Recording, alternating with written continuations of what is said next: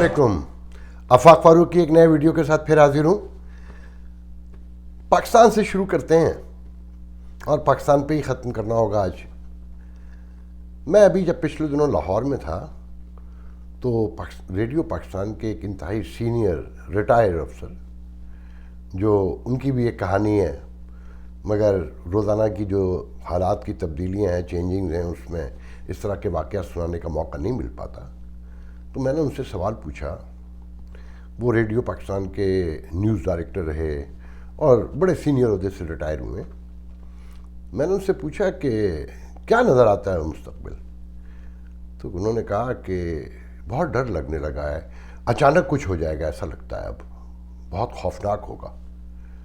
तो मैं अब जब रोज़ पाकिस्तानी टेलीविज़न देखता हूँ ना कि प्रेस कॉन्फ्रेंसों पे प्रेस कॉन्फ्रेंसें, हुकूमत, अपोजिशन, गुरबा, एहतजाज, मुजाहरे, ISPR, एक अजीब मंजर है। अल्लामा अल हफीज़ अभी अख्तर मैंगल को दिखाया कि वो कह रहे थे कि किस तरह से हमारे लोग अगवा हुए, हमें कैसे बर्बाद किया गया। फिर उन्होंने कहा कि महंगाई को अब महंगाई कहना भी जुल्म है, इस महंगाई को कफन का नाम देना चाहिए कि ये लोगों को कफन पहना रही है। फिर उसके बाद मुफ्ता इस्माइल कि किस तरह से झूठ बोला जा रहा है, किस तरह एग्जूरेट किया जा रहा है, इकानमी को कैसे पेश किया जा रहा है। फिर इसी दौरान मैंने BBC पे एक ख़बर पढ़ी जो बहुत दर्दनाक थी कि वो बच्चियां दिखाई गईं, वो लड़कियां जिनके पेरेंट्स, भाई अगवा हो गए।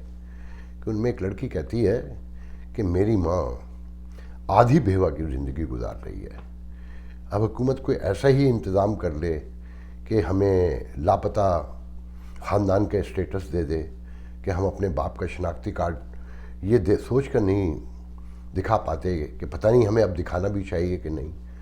फिर एक खातून ने, नौजवान लड़की ने कहा कि शेख रशीद से मुलाकात हुई तो उन्होंने कहा कि जो 10-12 साल पहले गुम हो गए उनके बारे में अब हम कुछ नहीं कह सकते, जो रिसेंटली गायब हुए हैं कुछ उनके बारे में हम शायद कुछ कर सकें।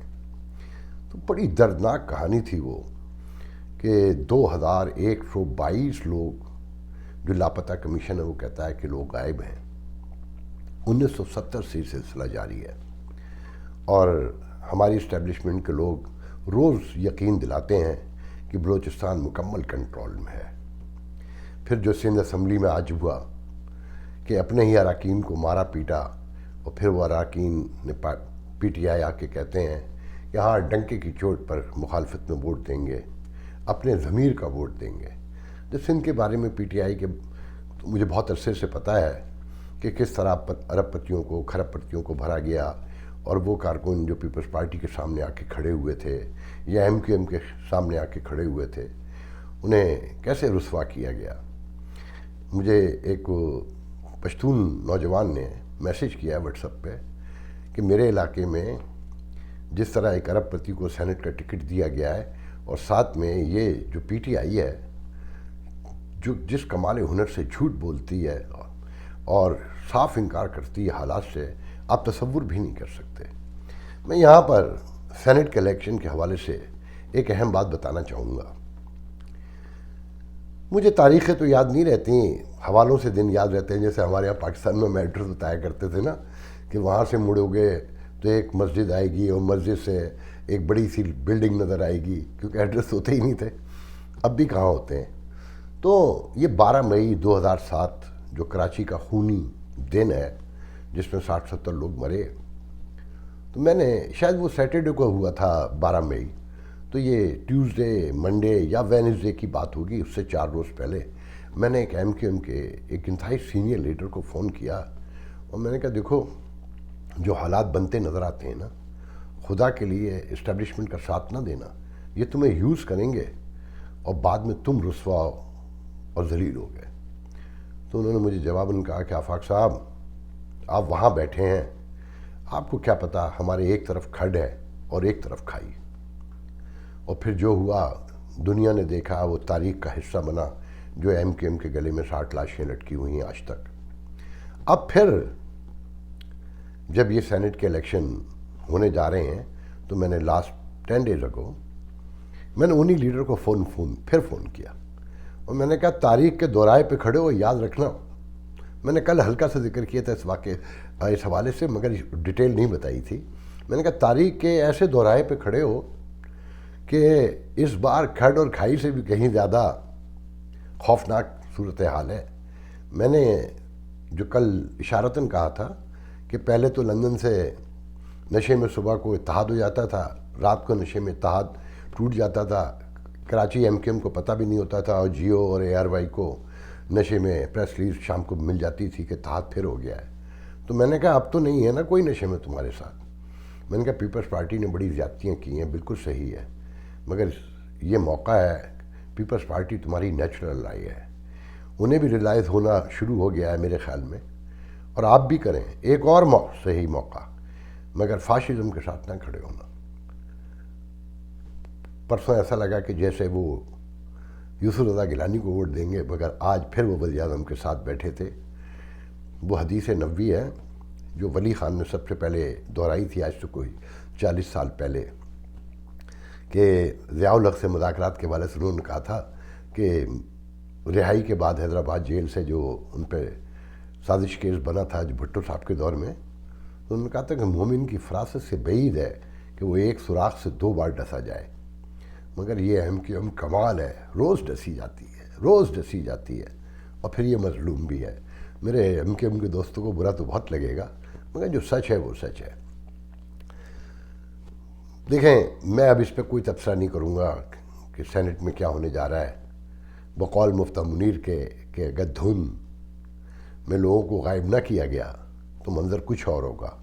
مگر کچھ لوگ مجھے یہ بھی بتا رہے ہیں کل سے کہ آج اپوزیشن یہ چاہتی تھی پی ڈی ایم کہ تحریک عدم اعتماد الیکشن سے ایک دن پہلے پیش کر دی جائے کہ اگر یہ الیکشن ہار جائیں یوسف رضا گیلانی کے سامنے تو پرائم منسٹر اسمبلی نہ توڑ سکیں، کہ اگر تحریک عدم اعتماد موجود ہو تو اس کی موجودگی میں اسمبلی پرائم منسٹر نہیں توڑ سکتا. اور یہ آپ لوگ سن چکے ہیں کہ بڑے پیمانے پہ افواہیں پھیلی ہوئی ہیں کہ پرائم منسٹر شاید اسمبلی توڑ دیں. مجھے تو ایک عجیب سی جو سچویشن نظر آتی ہے کہ ایسا لگ رہا ہے کہ یا تو جمہوریت جا رہی ہے یا فاشزم جانے والا ہے. دعا تو یہ ہے کہ فاشزم جائے، جمہوریت بچے، مگر جو قرائن بتاتے ہیں وہ یہ نہیں بتاتے. ایگجوریشن، جھوٹ، مکاری، عیاری عروج پہ ہے. اور میں نے کل بھی کہا تھا، میں پھر کہہ رہا ہوں کہ یہ جو پی ٹی آئی ہے نا، اس کا جو نوجوان ورکر ہے، اور جو ورکر تو کوئی بھی نہیں ہے، کارکن بھی کوئی نہیں، حمایت ہے روایتی پارٹیوں کی نفرت میں.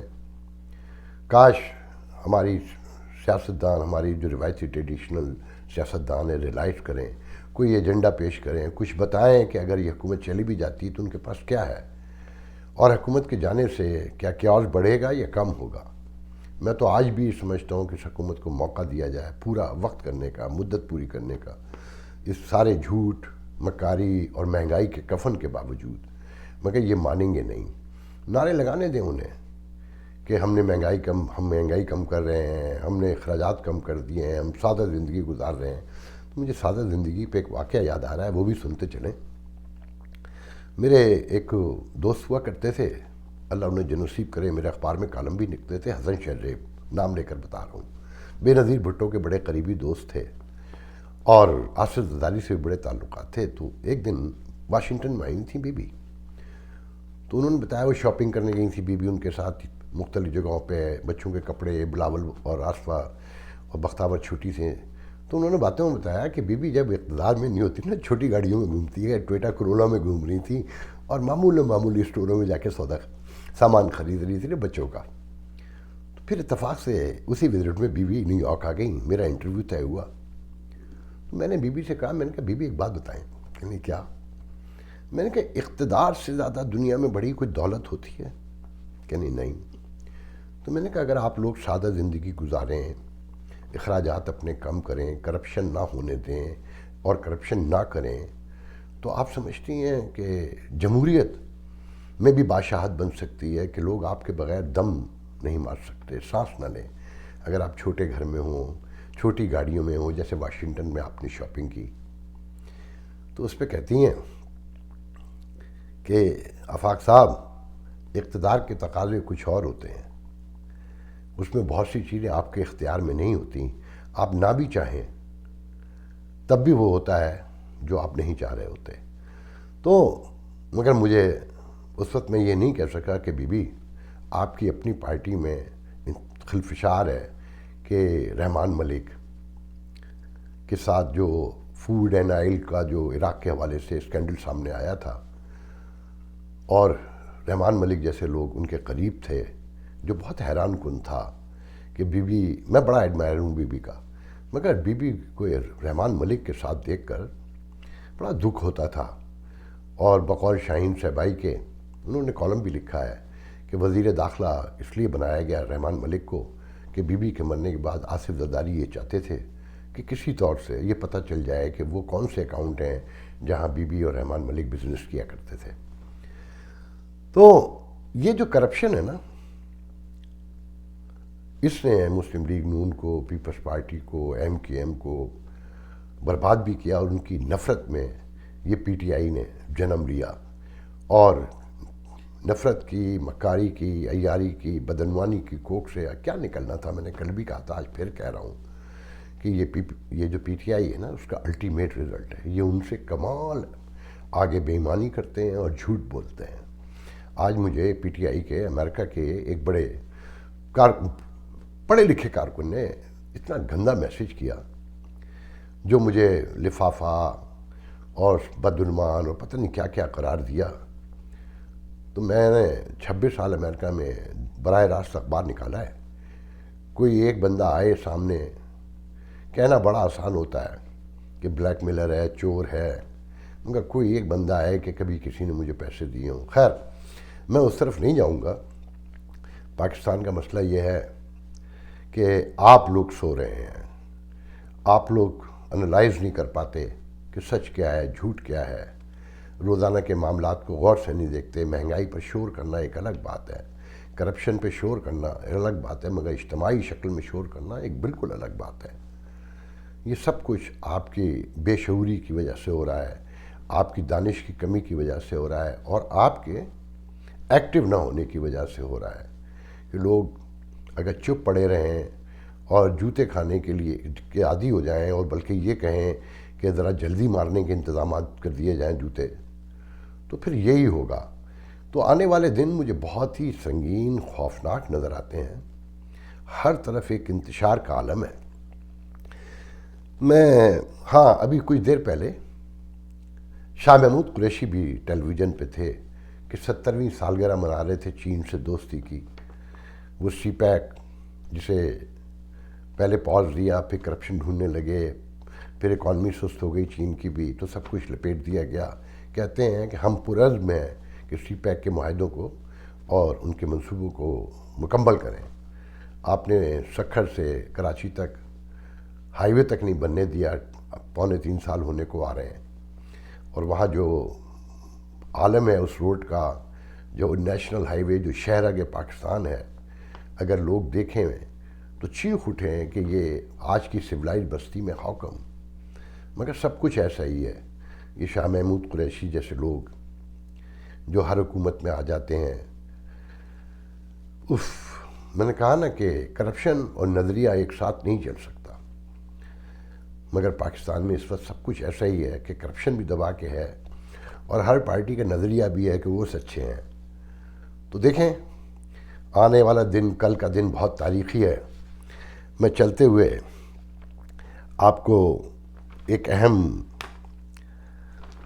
واقعہ سنانا چاہتا ہوں تاریخ سے کہ ساؤتھ ایشیا ہے کیا، وہاں کی عوامی سیاست ہے کیا.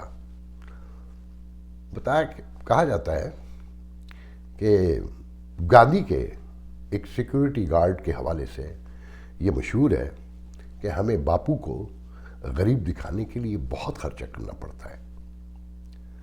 باپو کو ریل میں سوار کرنے کے لیے ساری ریل کی سیکورٹی چیک کرنا ہوتی ہے، پورے راستے ریل کو سیکورٹی دینا پڑتی ہے، راستہ بھر سیکورٹی چیک ہوتی رہتی ہے پورے علاقے کی. سیکورٹی اہلکاروں کو غریب دیہاتیوں کے روپ میں ڈبے میں سوار کیا جاتا ہے. ان کو پھٹے پرانے کپڑے دھو کر پہنائے جاتے ہیں.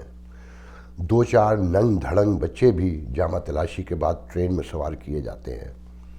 مسافروں کی پوٹلیوں میں فرسٹ ایڈ کا سامان بھی رکھا جاتا ہے.